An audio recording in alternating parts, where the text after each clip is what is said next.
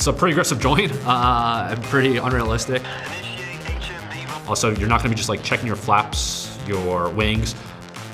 You're also not gonna be flying this close-up formation. This is not a tactically relevant formation like whatsoever. Use more bombs, heavier bombs, do more 2v2 scenario, 2v2 dogfight. Hey guys, my name is David Gregor, call sign Bronzino. I'm stationed at Edwards Air Force Base in Southern California, and I'm currently flying the F-35C Lightning II. Today we're going to be taking a look at Battlefield 3. I've never played the game before, so let's take a look at how realistic it actually is. So first off, there's no such thing as Alert 1. Highest alert status we'll have is Alert 7 or Alert 5. And what that means is you're just ready to take off from when word is given to launch in 5, 7, 15, 30, 60 minutes, etc. You're also not gonna have a briefing happen in the P-way or in the hallway. It's gonna be conducted in your ready room or somewhere like Civic, which is a planning.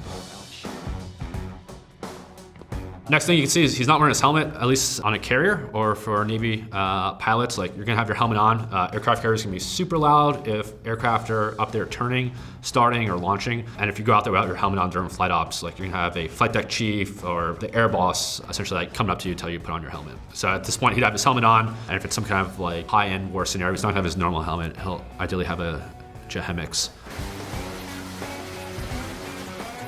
You can actually see the aircraft's afterburners are on. Aircraft's not gonna be able to be just spotted like that, chained down, otherwise it's just gonna be accelerating. You'll rarely, if ever, walk to the aircraft with both engines online. You could potentially do a hot seat where a pilot gets out of the aircraft, you get in with just the right motor running on the aircraft. Okay, let's rock and roll. This is accurate. You will walk up the aircraft, up the ladder with your helmet on, while Air Force personnel usually will walk up the ladder and then put their helmet on once they're seated in the aircraft. So it looks like you're climbing up and jumping into the back seat as the WISO, or Weapon System Operator. So this is the two-seat variant of the Super Hornet, the F model. There is the E model, which is what I flew. So I was single seat, so you'll have a little bit of kind of a rivalry or joking between single seat and two-seat guys, where we can do the same exact mission where for their aircraft, they'll have two people. So if you're doing like an alert start, something especially like where he's on Catapult 4 or Cat 4, like an alert 5 or 7, it's gonna be a very quick start sequence. It's not gonna be like, hey, telling you to check out your flaps. The aircraft is gonna already been turned and checked by a previous pilot, potentially yourself. So you're gonna be skipping all this. You're mainly focused on getting the aircraft started and launched as quick as possible once word is given to launch. System check, initiate HMD. Also, you're not gonna be just like checking your flaps, your wings, your catapult sequences. You'll taxi up to the cat.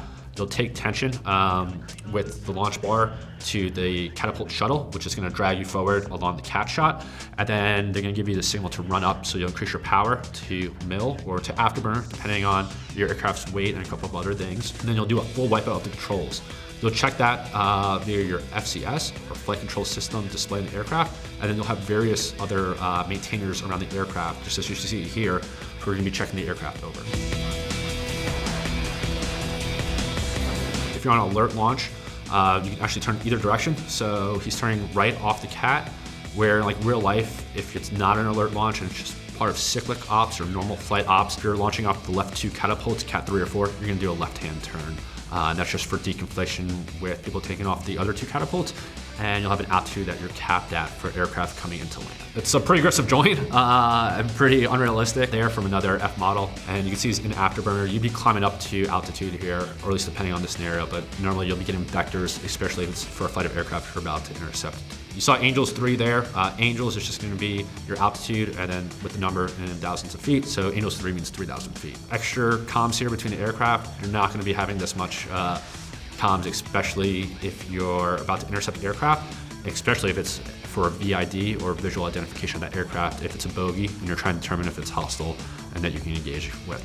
You're also not gonna be flying this close-up formation. This is not a tactically relevant formation like whatsoever. Depending on the scenario, you'll be maybe spread with a certain distance between the aircraft there, and you can maintain formation either visually or through data link, which is gonna be displayed to you via your map of where your aircraft is and where other aircraft within your formation or flight are.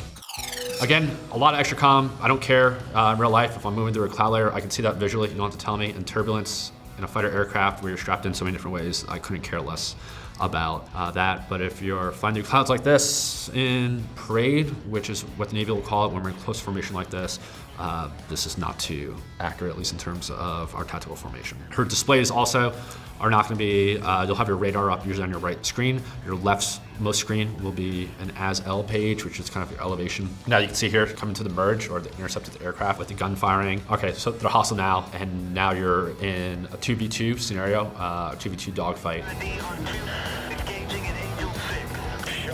So right now, he should have been already shooting. He's obviously hostile. He shot at you with this gun. He's shooting out flares, which is good. You want to do preemptive flares. Now you can see execute a cobra maneuver, which is just really bad BFM from the pilot here in the F-18. Messed it up due to like range, angles, and closure there. Kind of gave away his offense position, and now it's extremely defensive. You want to put out flares, especially if you sense that your enemy has the ability to apply or employ an IR missile. So you want to keep those, ideally keep the missile on the aircraft, so you're not trying to defeat that missile airborne. Yep, he's now shooting the gun at you. You're not going to be flying like this. You're going to be doing a gun string, trying to complicate his problem as much as possible in order to shoot you. So we do have a helmet, a Jehemix in the F-18. It's not going to be cued by the Wizzo, normally by the pilot. And you are able to gain a radar lock off bore sight via placing the aircraft within the radar kind of display of the helmet. So you have a merge like that. In training, we'll mainly have a bubble, so you don't approach within 500 to 1,000 feet of aircraft, mainly for safety considerations, but in real life, when you have a merge like that, or when you're passing, you want to be as close as possible for dogfighting. You can see now the other aircraft's kind of settled in behind you. Like, they're gonna be shooting missiles, whether that's infrared or radar guided missile, they're gonna be shooting its gun. This is not something where they're just like flying behind you and you're able to do this. This is very, very benign. Shooting the gun via the helmet, it's not possible. The gun on the F-18 has a 2-degree cant. So it's fixed, you're not able, it's not slewable. It's not as if I had a handgun or a machine gun, I'm able to move it around. It's just stuck in one spot, and you have to maneuver the aircraft appropriately in order to employ the gun. The gun also only has enough rounds for about 5 seconds of trigger squeeze. After that, you're out of bullets. It's not gonna be a constant just spraying bullets and hoping it hits something. The F-18's got about 400 bullets or rounds, which is going to equate to 4 to 5 seconds of trigger squeeze as the rounds are coming out at roughly 6,000 rounds a minute. This is not really a display. The display, at least the image that's displayed to the pilot or Wizzo in the F-18 is going to be nowhere near good. Like, this quality is way better. You're not going to be getting like lock indications via the targeting pod. You will have indications of where it's looking or where your laser's firing. But if you're in a scenario like this where they're shooting at you, like, you're not going to just be benignly flying around in what looks like a you're in a right-hand orbit. Like, you're going to be doing a gun string. So something we will do, or at least train to, will be destroying aircraft on the ground. Again, a lot easier to destroy a stationary aircraft than when it's airborne and has an offensive capability. If it's something where we're just kind of trying to suppress the airfield, an actual easier way is to blow up the runway and taxiways. It's going to take less bombs potentially to do that than aircraft that are just parked out on a ramp, or specifically if they're in a hangar now, you have to use more bombs, heavier bombs, do more in-depth weaponeering in order to now break through that hangar and destroy the aircraft. Where if you just start blowing up the runway in strategic spots and the taxiways, now, even if you have flyable aircraft, they're not able to take off. Again, like, the amount of bombs they're carrying on here is not realistic. They went from air-to-air engagement, and an air-to-air engagement like dogfighting, if I have any kind of air-surface weaponry, I'm able to jettison those bombs, so I'm more maneuverable in an air-to-air engagement where that's a higher risk scenario. For aircraft like taxiing out, we're able to use a laser JDAM, a Maverick, which is a rocket-guided bomb with a laser seeker head. Those are going to be, like, a Maverick will be for mainly anti-tank, but you can definitely use it to shoot down or to destroy aircraft on the ground. You're going to have a laser that's going to be able to be slewable with that target that's moving, whether it's a car, a person, a vehicle, a boat, and you're able to do that via your targeting pod to employ that weapon and its terminal guidance onto that target. So as you egress or you fly back home to the boat to conduct your carrier landing, don't really care about traffic. You're gonna have an onboard radar, especially in newer F-18s. You'll have an AESA, actively electronic scanned array radar, where you're gonna have pretty high situational awareness to what's going around. So come back for night landing on the aircraft carrier or the boat. The Whistle has night vision goggles on. You're never gonna wear those for a landing on the boat, the violent nature of the trap or landing on the boat is going to just fling those goggles off, and now they're going to become a hazard as they're going flying around in the comms pretty bad here.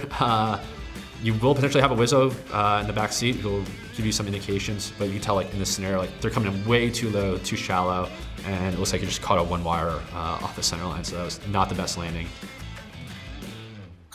So those were my thoughts on Battlefield 3. To sum it up, it's not very realistic, but again, a game that's designed for fun. It's not gonna be too realistic. You're gonna have more of the fun aspects of it. If you wanna watch more videos like these, head to the Gamology YouTube and Facebook pages.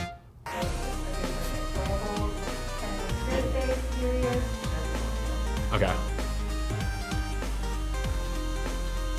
Okay.